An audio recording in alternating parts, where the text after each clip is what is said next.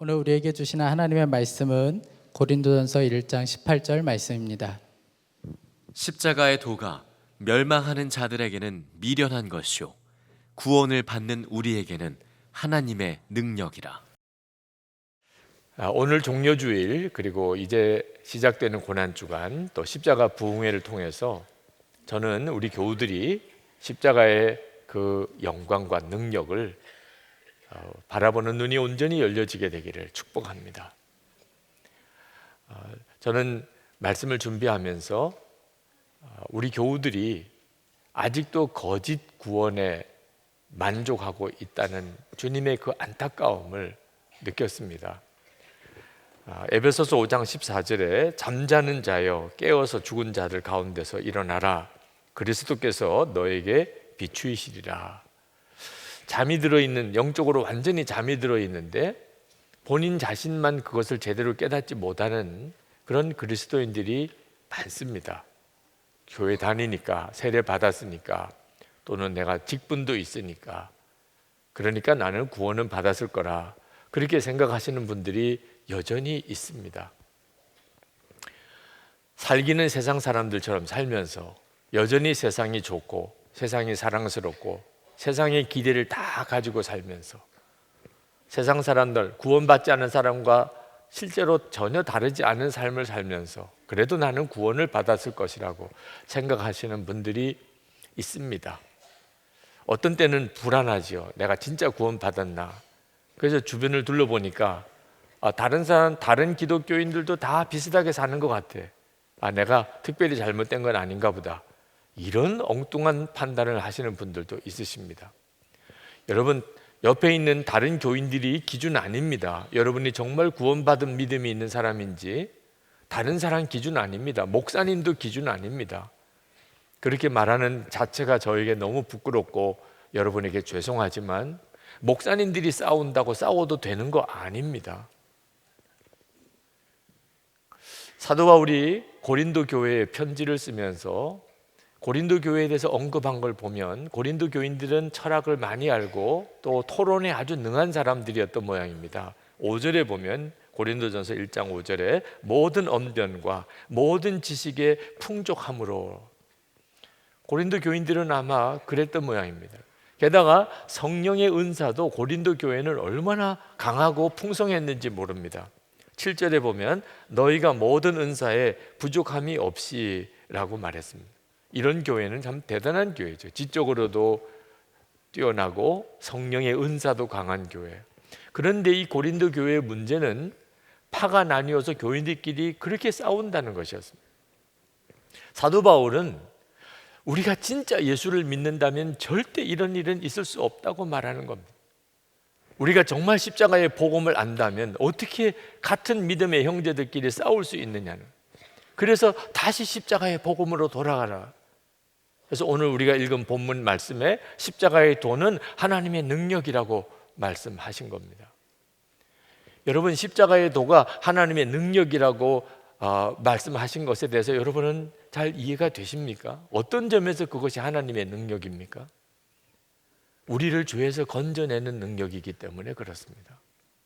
예수님께서 십자가에 달리시기 전에 겟세마네 동산에서 통곡을 하셨습니다.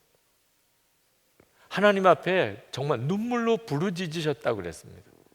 히브리서 5장 7절에 예수께서 육신으로 세상에 계실 때에 자기를 죽음에서 구원하실 수 있는 분께 큰 부르짖음과 많은 눈물로써 기도와 탄원을 올리셨습니다. 왜 그러셨을까요? 왜 예수님이 부르짖으시면서 울고 통곡하셨을까요? 우리를 죄에서 건져내셔야 하겠기 때문에 그랬습니다. 예수님이 당하신 십자가의 형은 정말 끔찍한 형이고 가장 잔인한 형입니다. 사람을 아주 말려 죽이는 형이죠.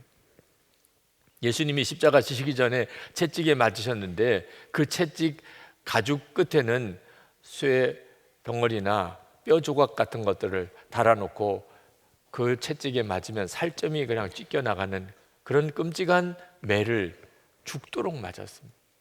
가시면류관을 쓰셨습니다. 무거운 십자가를 지고 골고다 산을 올라가야 했습니다. 손과 발에 못이 박히고 6시간 동안 피를 쏟으면서 그렇게 십자가에서 죽으셨습니다. 이유가 뭐지요? 왜 그렇게 하셔야 하는 거죠? 저와 여러분을 죄에서 건져내는 길이 그 길밖에 없었기 때문에 그렇습니다. 도대체 속죄함이 뭐길래, 왜 우리가 그렇게 죄를 사함 받아야 되는 것이기에 예수님은 그렇게 십자가에 달려 죽으신 것이죠? 지옥이 있기 때문에 그렇습니다. 지옥이 있기 때문에. 만약에 지옥이 없다면 예수님이 십자가에 그렇게 죽으실 이유가 없잖아요.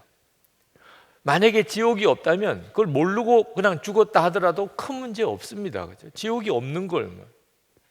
만약에 천국도 없고 지옥도 없다면, 그래서 죽으면 진짜 다 끝이라면 더욱이 예수님이 십자가 지실 이유가 없는 거죠. 그렇게 통곡하고 우시면서, 그렇게 끔찍한 고통을 당하시면서 예수님이 십자가에 왜 달려 죽으셔야 하는 겁니까?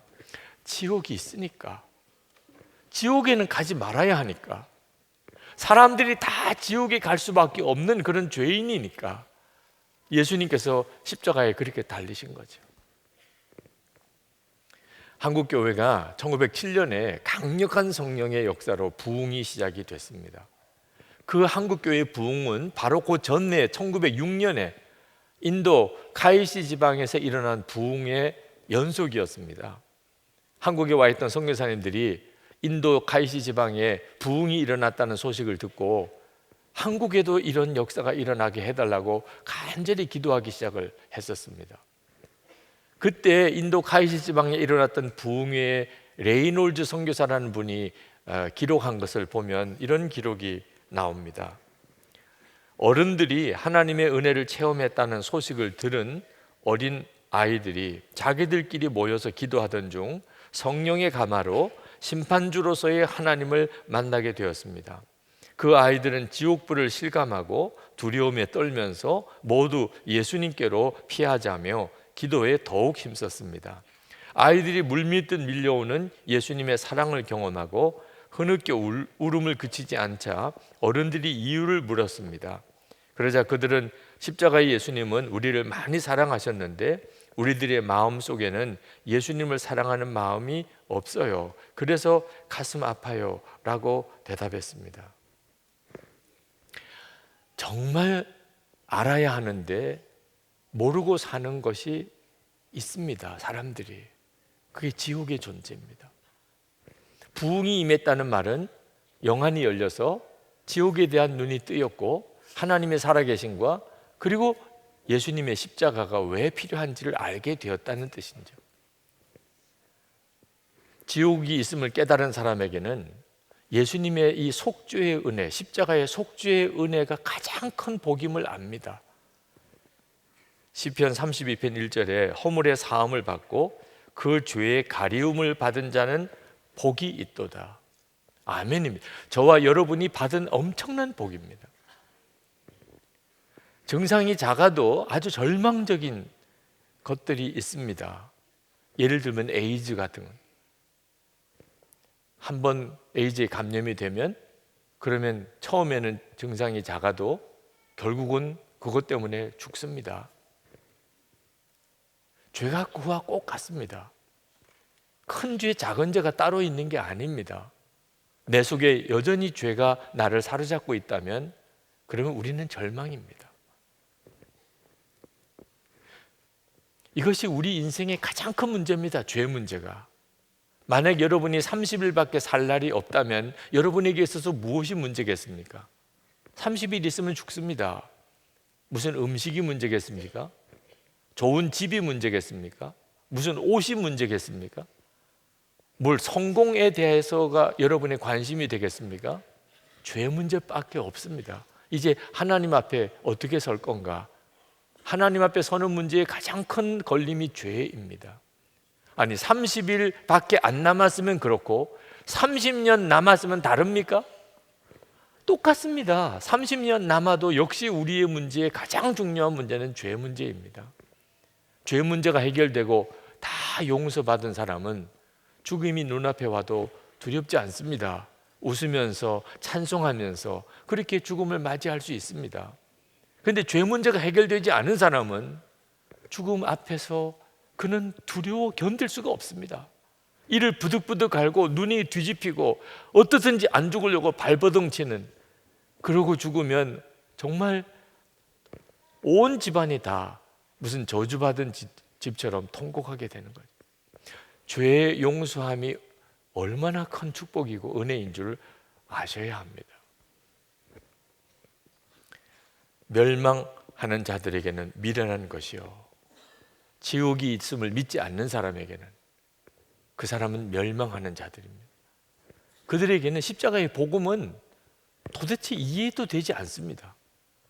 속죄의 복음이라는 게 납득도 안 되고 그게 귀한 것도 전혀 알지 못합니다.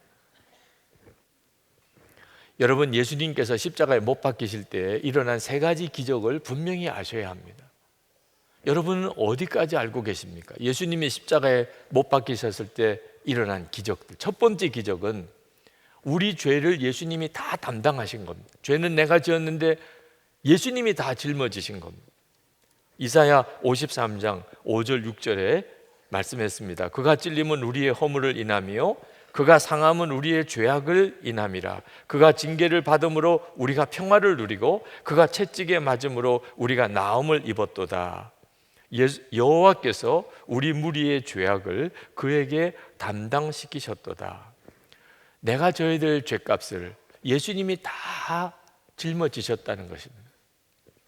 여러분 중에 지난 주간에 정말 탕자처럼 그렇게 살다가 오신 분들이 있으실 겁니다. 아주 타락한 삶을 사시는 분이 이 자리에 있으실 수 있습니다.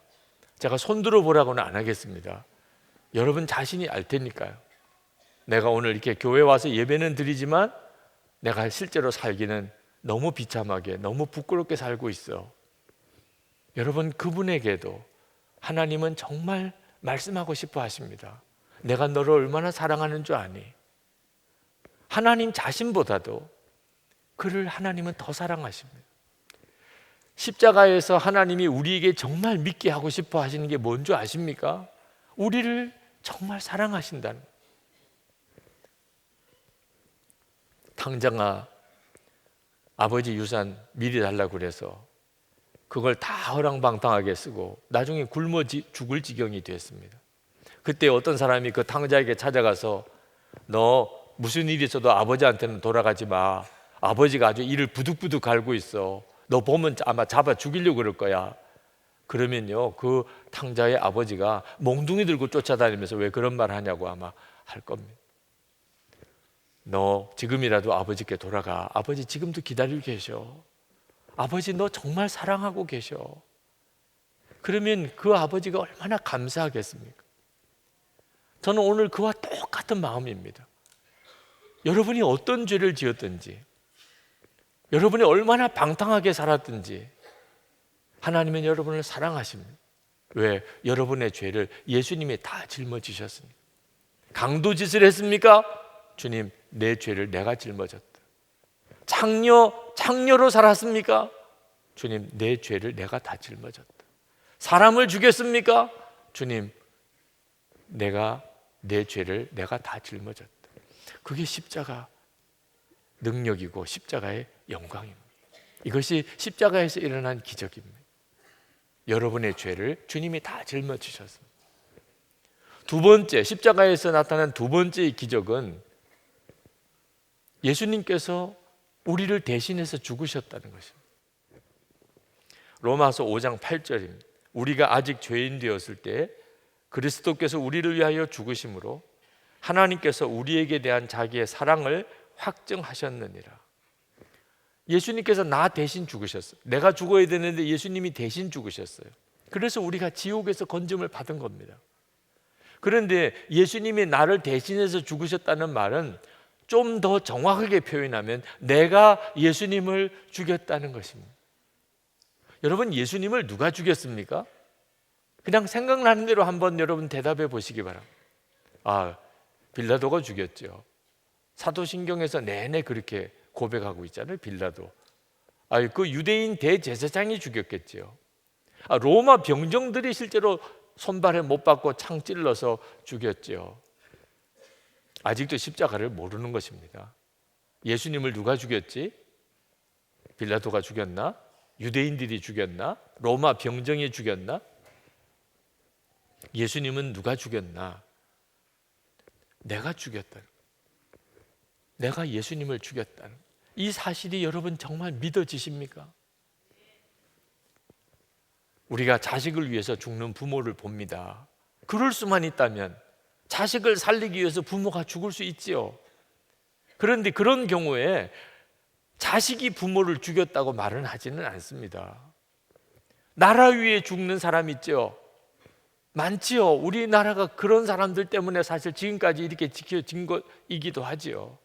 그러나 나라가 그 사람을 죽였다고 말하지는 않습니다.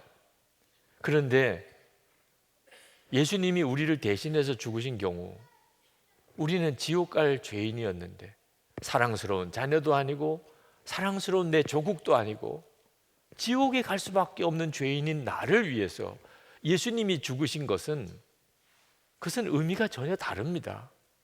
여러분, 구약시대에 하나님 앞에 속죄 제물을 바칠 때 죄인이 양떼들이 있는 데 가서 양 한 마리를 택합니다. 그 양은 그 택한 사람이 죽이는 거예요. 그래서 속죄 제사가 되는 겁니다. 예수님이 누구십니까? 우리의 속죄 제물, 어린 양, 우리를 위해 하나님 앞에 속죄 제물이 되신 하나님의 어린 양. 그렇다면 예수님은 누가 죽인 겁니까? 내가 죽인 거죠.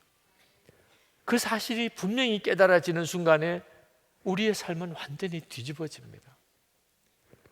구세군의 창시자였던 윌리엄 부스가, 그가 청년 시절에 이미 예수를 믿었습니다. 십자가의 속죄의 은혜도 알고 있었어요. 그렇지만 그는 온전히 거듭난 삶을 살지는 않았습니다. 그런데 어느 날 꿈을 꾸었습니다.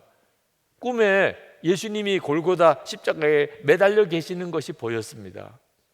얼마나 고통스러워 하시는지. 그런데 누가 사다리를 가지고 그 십자가 달려 계신 예수님께 가더니 그 사다리를 받쳐놓고 그 사다리 위에 기어 올라가서 대못을 꺼내다가 그 고통스러워 하시는 예수님께 대못을 박는 거예요.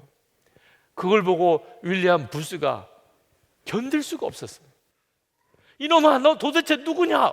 너 왜 예수님에게 또 못을 박는 거야? 이 나쁜 놈아, 빨리 내려와. 그랬더니 그가 못을 박다가 소리소리 지르는 윌리엄 부스를 돌아봤습니다. 그를 보는 순간에 기절할 줄 알았어요. 자기 자신인 겁니다. 윌리엄 부스 자기인 거예요.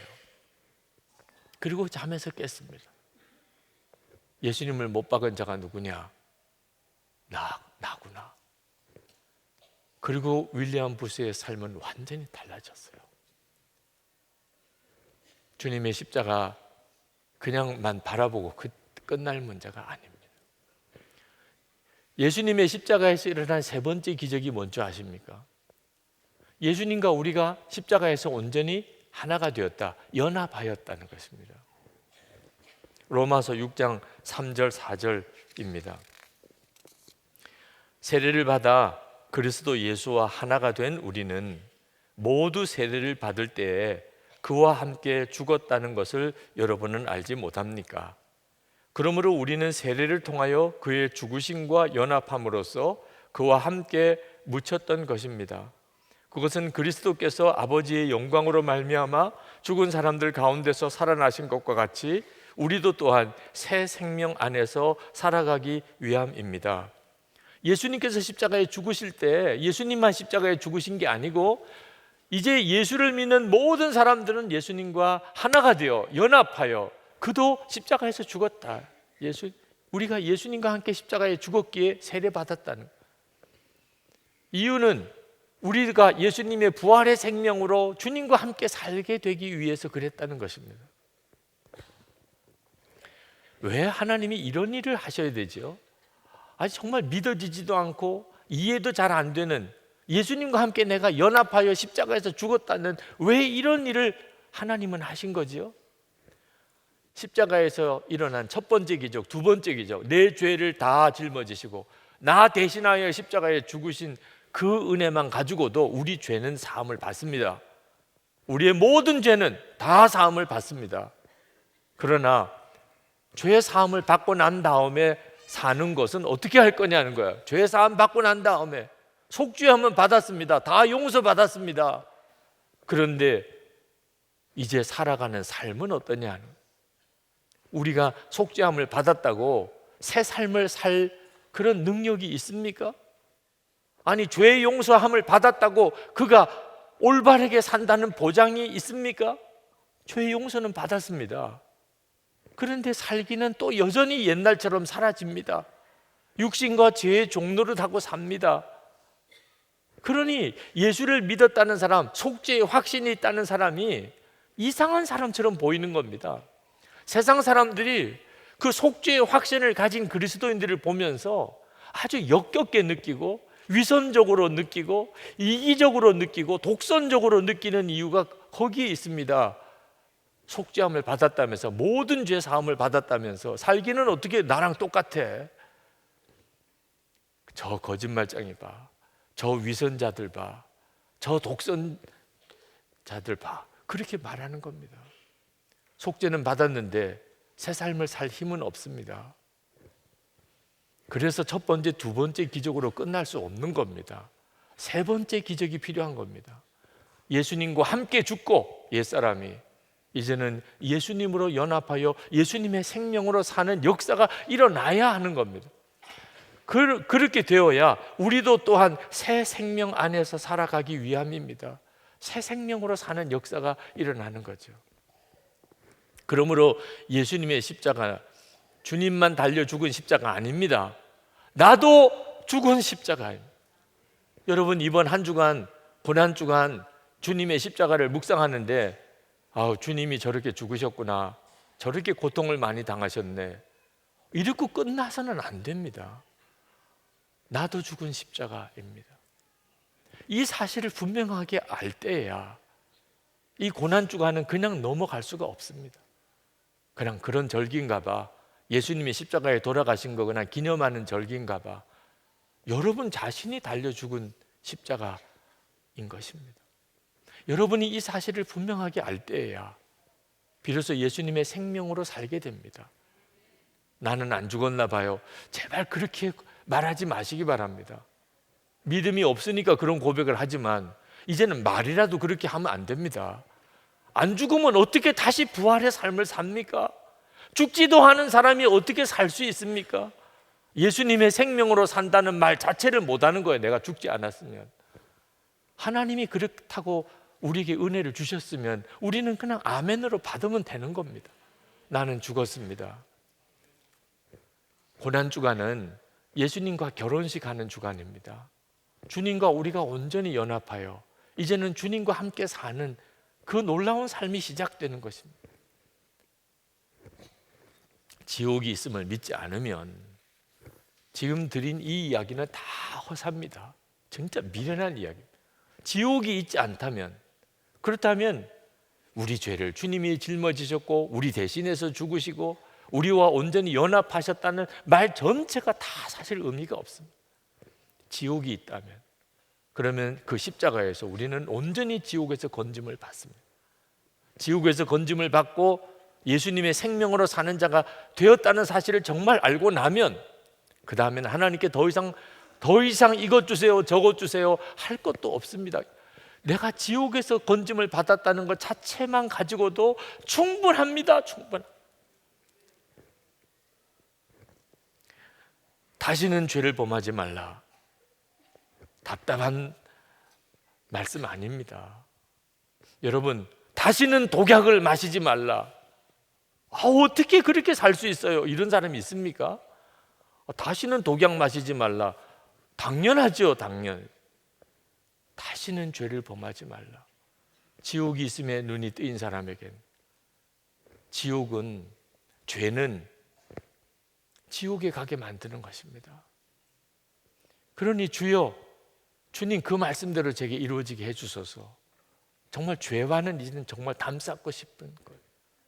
내 모든 재산 가난한 사람에게 나눠주고 이제는 나를 따르라. 어떻게 그렇게까지 할 수 있어요? 죽을 병에 걸려보세요.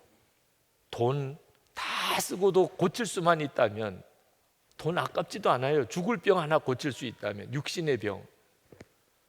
아니, 지옥에서 건짐받고 영생을 얻었습니다. 하늘나라에서 받을 상급이 기다리고 있다는 사실을 알고 나면 세상의 재산은 사실 아무것도 아니게 느껴져요. 세상 살기 너무 힘들다, 유혹이 많다, 핍박이 많다, 못 살겠다, 힘들다, 그런 말 다 사라집니다. 아직도 천국과 지옥에 눈이 뜨이지 않아서 그런 거예요. 여러분, 이번 십자가 부흥회 때 여러분 자신을 진짜 십자가 앞에 내놓으세요. 여러분의 눈이 뜨여야 합니다. 제가 어느 부흥회 갔더니 그 부흥회 때 어느 집사님이, 남자 집사님이 간증을 하시는데 장로님 아들이시더라고요. 40대 아주 젊은 집사님인데 이 집사님이 얼마나 신앙이 뜨거운지 아버지 장로님의 신앙이 마땅치가 않아요. 마음에 안 들어요. 그래서 서점에 가서 천국 지옥에 대한 간증책을 가져가 사다가 아버지 이거 좀 읽으세요. 아버지는 확신이 없는 사람 같습니다. 그랬던 사람. 부흥회 때 우리 아내가 변화되게 되게, 이번에 내 아내가 좀 변화되게 해주세요. 그렇게 기도했었는데 막상 부흥회에 참석하고 자기 자신이 변화되어야 될 사람이라는 걸 깨달았다고 그가 그렇게 고백하시는 것을 들었습니다. 여러분의 신앙을 철저히 한번 점검해 봐야 됩니다. 십자가 앞에서, 그 말씀 앞에서, 그리고 예수 그리스도와 함께 정말 죽고 예수로 사는 놀라운 은혜의 눈이 열리시게 되기를 축복합니다. 그래야 부활주일이 오는 겁니다. 내가 예수님과 함께 십자가에 죽었기 때문에 주님과, 부활의 주님과 함께 사는 그 부활절이 나에게 감격이 되는 것입니다. 요 한 주간 지나고 모든 것이 달라지게 됩니다. 하나님의 은혜가 여러분에게 충만하기를 축복합니다. 우리 이 시간 기도합시다. 여러분, 주님, 제가 주님의 십자가 앞에 나 자신을 온전히 내어놓습니다. 제가 눈 떠야 할 게 뭡니까? 주님, 제가 깨달아야 될 게 뭡니까? 하나님께서 저에게 부어주실 은혜가 무엇입니까? 주님, 제가 기다리고 있습니다. 제가 마음이 준비되었습니다. 말씀 들을 준비가 되었습니다. 주님께 제가 온전히 나 자신을 드리고 싶은 마음이 준비되었습니다. 역사하소서. 그래서 부활의 놀라운 감격을 나도 누리게 하소서. 통성으로 기도하겠습니다. 은혜와 사랑이 충만하신 하나님, 놀라우고도 하나님 크신 하나님의 은혜를 감사합니다. 하나님의 크시고 놀라운 은혜를 이 시간에 부어주소서. 하나님의 능하신 손에 우리를 사로잡아주소서. 주의 크신 권능으로 우리를 주관해 주소서. 은혜 위에 은혜로 도와주신 하나님, 역사하신 하나님, 주관하신 하나님, 동의 사모합니다. 주님 갈망합니다. 하나님, 주의 사랑하는 성도들, 하나님 보내주신 성도들, 하나님 말씀 듣게 하신 성도들 한 사람도 놓치지 않기를 원합니다. 한 영혼도 하나님 놓치지 않기를 원합니다. 나의 주, 나의 하나님이여, 이 시간에 주의 십자가의 은혜, 그 영광과 능력을, 하나님 십자가의 도를 우리 가운데 놀랍게 드러내 보여주시기를 원합니다. 하나님, 주님 앞에 온전히 서고 주의 손에 붙들리게 하시고 성령에 사로잡히게 하여 주시옵소서. 하나님의 크시는, 하나님의 놀라우신 역사하심 우리 가운데 부어주셔서 아버지 하나님 감사합니다. 역사하신 주님을 찬양합니다. 나의 주님, 나의 하나님,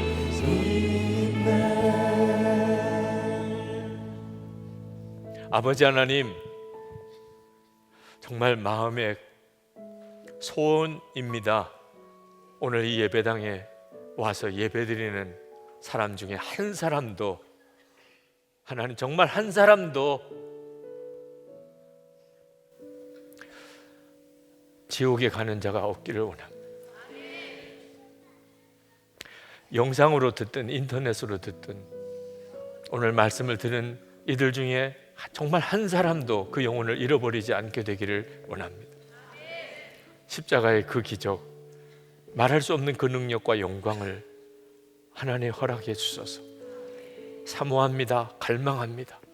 정말 주님의 역사하심에 우리 자신을 내어놓기를 원합니다. 십자가를 통과하게 하소서. 그래서 부활의 주님과 함께 사는 놀라운 성도의 삶, 그 구원의 삶을 살아가게 하여 주옵소서. 오늘도 전심으로 하나님께 예배하고 마음을 다하여 준비한 예물을 주님께 봉헌하고 감사와 사랑을 주님께 올려드린 성도들 주님 받으소서. 우리의 고백과 찬양과 기도를 받으소서. 하나님, 우리의 심령 가운데 주를 바라보는 눈을 더욱 열어주셔서 우리가 어디서 무엇을 하든지 어떤 형편에 있든지 하나님, 우리를 향한 하나님의 사랑을 놓치지 않아 늘 주님 안에 거하며 주님과 함께 죽고 예수로 사는 놀라운 삶을 살게 하옵소서. 육신의 병든 몸 깨끗하게 고쳐주시고 우리의 가정 안에 믿지 않는 가족들 다 구원해 주셔서 우리가 특별히 관계 전도하는 이 기간에 우리의 가족, 친척, 우리의 이웃, 직장 동료들 다 구원해 주소서. 하나님, 성도의 기업에 복을 주소서. 베풀고 돕고 나누고 섬길 수 있는 힘을 주소서. 수렁에서 건지소서. 절망적인 상황에서 일으켜 주소서. 하나님, 우리나라 또 저 북한 한반도에 십자가 복음의 역사가 일어나게 하소서. 화해와 용서, 사랑과 하나됨의 기적이 있게 하옵소서. 북한 동포들에게 자유의 복음, 그 복음이 전해질 수 있게 하소서. 김국기 목사, 김정욱 목사, 최충길 선교사, 중국의 온성도 목사님, 억류되어 있는 주의 종들, 성도들, 하나님 정말 부활의 기쁨을 경험하게 하소서. 풀어주소서. 주님, 선교사님들에게 힘을 주소서. 오늘도 주께서 함께 하소서. 그 십자가의 놀라운 은혜 가운데로 인도하소서. 선교사님의 심령에 그 가족들에게 함께 하소서. 무너지지 않게 하소서. 흔들리지 않게 하소서. 언제든지 충만한 은혜로 맡겨진 사명을 감당하게 하여 주옵소서. 우리의 주 예수 그리스도의 이름으로 간절히 기도합나이다. 아멘. 우리 다 일어나셔서 찬양하겠습니다.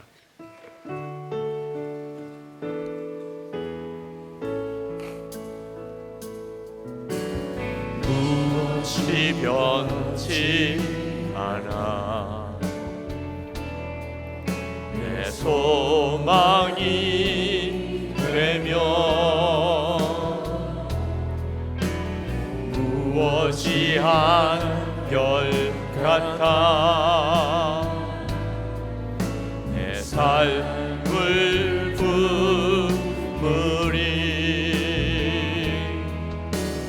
그 누가 날 만족해 해 내 영이 쉬며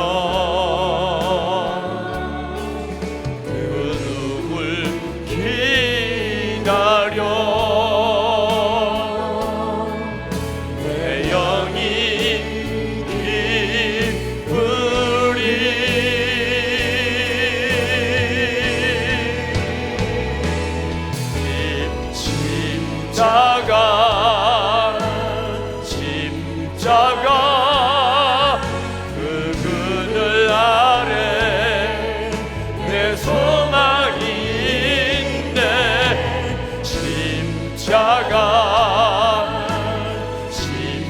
십자가 그 그늘 아래 내 생명이 있네.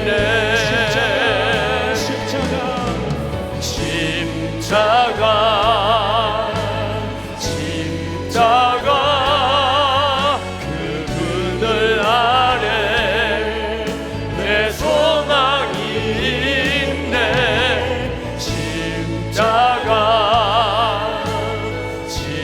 십자가 그 그늘 아래 내 생명이 있네. 주님의 은혜로 고난주간 십자가를 바라보는 특별한 은혜의 주간을 보내게 되는 주의 사랑하는 모든 성도들 위해 주 예수님의 십자가의 그 은혜와 하나님 아버지의 말할 수 없는 사랑하심과 보혜사 성령님의 교통하심이 충만하고도 충만히 함께 하시기를 축원하옵나이다. 아멘.